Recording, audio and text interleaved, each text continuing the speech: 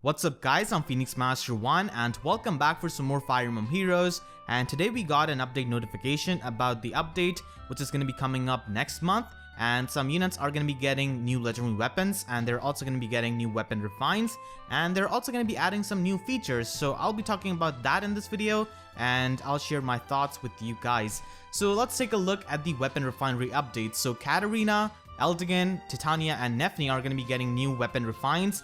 So let's talk about Katarina. Now as a unit, Katarina definitely does not see a lot of use, and you will never really see a lot of people invest into her that heavily because she's such a rare unit. She's a 5-star exclusive, and the problem is that she has a very similar stat line to Tharja, and Tharja can appear at 4-star and 3-star rarity, so she's just much easier to merge and obtain, and she already comes with Blade Tome.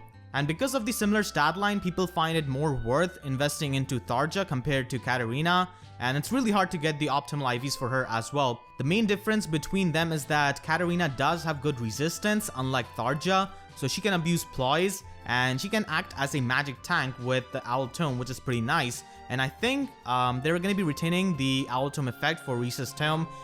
Reese is actually her real name if you guys do not know, and it's a nice reference I guess, but her original game didn't really have any kind of tome like this, but in Awakening they had Katarina's Bolt, which had a lot of crit chance. So it will be interesting to see what kind of effect they give to Katarina's tome, because in general Katarina has a lot of problems standing out. Sure, she has got good offensive stat line, but so do other red mages, and she does have high resistance, but so does Lina, and she's so much easier to get, and she can pretty much destroy entire galaxies with her 4-blaze tome. So that's why I'm really hoping this weapon refine can help Katarina stand out more, and please just do not give her any kind of bond effect refine, because honestly I'm so bored with these kinds of bond effect refine. First of all, we have got so many of them, like it doesn't even feel unique anymore, and they are so restrictive in team building, and that's why I do not really want like any of these units to get those bond refines. And then we have got Nephenee with the Dauntless Lance. Nephenee as a unit is a pretty good unit, but the thing is that she faces a lot of competition with Brave Lucina, and also with Ephraim. Ephraim is a fantastic buff bot, can also function as a great offensive unit because of his refine. Brave Lucina also has a pretty similar stat line to Nephenee and can do much better offensively than Nephenee, but she does have less physical bulk than Nephenee by a bit. And Nephenee is probably going to be getting that kind of refine that Karel and Fear got, which is the -1 cooldown and the Woda effect. She already has Slaying Lance, so I do not see why they won't retain that for her legendary weapon, and they're probably going to be giving her the special refine, just like Karel, Fear, Minerva, and Raven. As boring as that may be after getting so many of the same refines, it's actually going to be amazing for Nephenee because she'll be able to stack that up with her Rat skill and basically do plus 20 damage whenever she triggers special. So that can be really helpful to her because her attack is a bit on the lower side at 31 base attack, so that will be really nice. Another thing which they can do with her refine is that give her Fury, similar to Eldigan's refine, and that will synergize pretty well with Wrath, and it is pretty nice for her stat line actually. So that's what I'm hoping from Nephenee. And then we've got Titania, and she's going to be getting Poleaxe finally.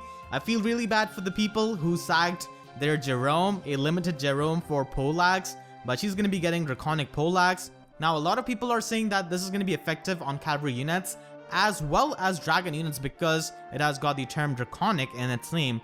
But the thing is that in the Japanese name it doesn't refer to the word dragon at all, so I do not think she's going to be having a dragon slaying weapon. It would be pretty weird to have this weapon which is effective on dragons, because canonically she didn't really have a weapon that's a dragon slayer unless you consider Bolt Axe, but still I do not think it's going to be effective on dragon units at all. It would be amazing actually, but I just do not see it happening.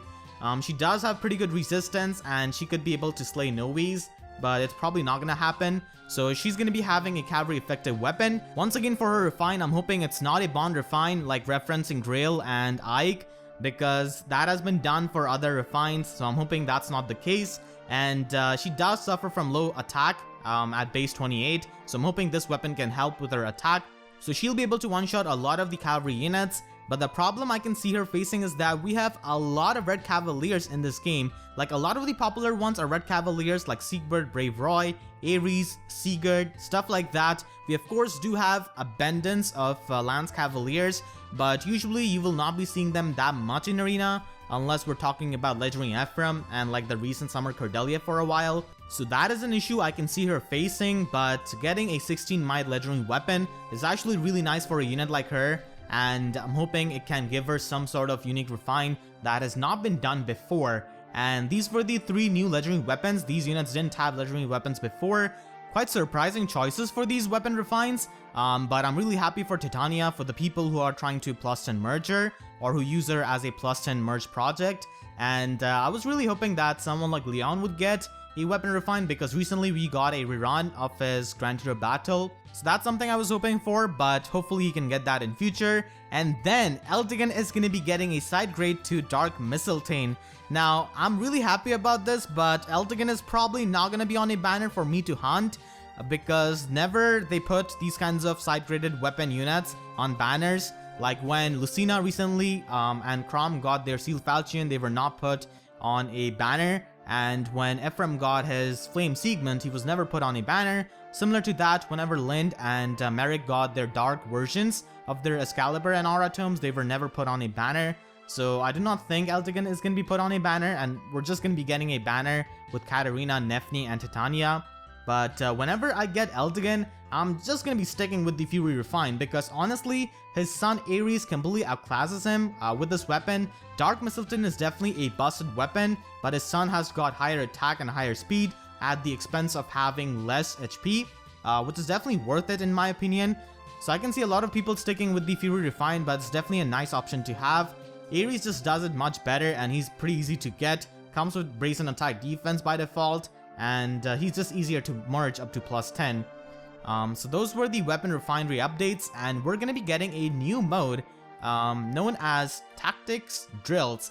So this is basically a drill for teaching new players how to approach these maps and the basics, and that's definitely good, because you will be surprised. This game is pretty simple, like it's pretty bare bones with the FE mechanics, but for the people who have never played Fire Emblem, they actually find it hard to get into because they are not able to understand the basics. So I'm happy with this mode, and I did have those kinds of experience in real life, because I had a lot of friends in college, like they just never played Nintendo games, but out of curiosity, because I used to play this all the time whenever I had free time, and because this is a free game, they tried to get into this, and they definitely had some trouble in beginning. So I'm happy this mode is there.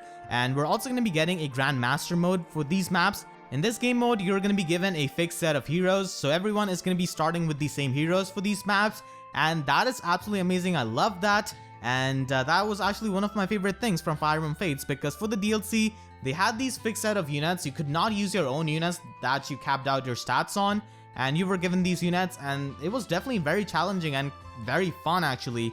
So I'm hoping it's something similar to that and can provide some kind of challenge, because they do say Grandmaster Mode is for the advanced players. With this game mode, I'm hoping that they can give us some sort of scenarios where we could get the control of enemy units or villain units like Loki, Veronica, and Bruno.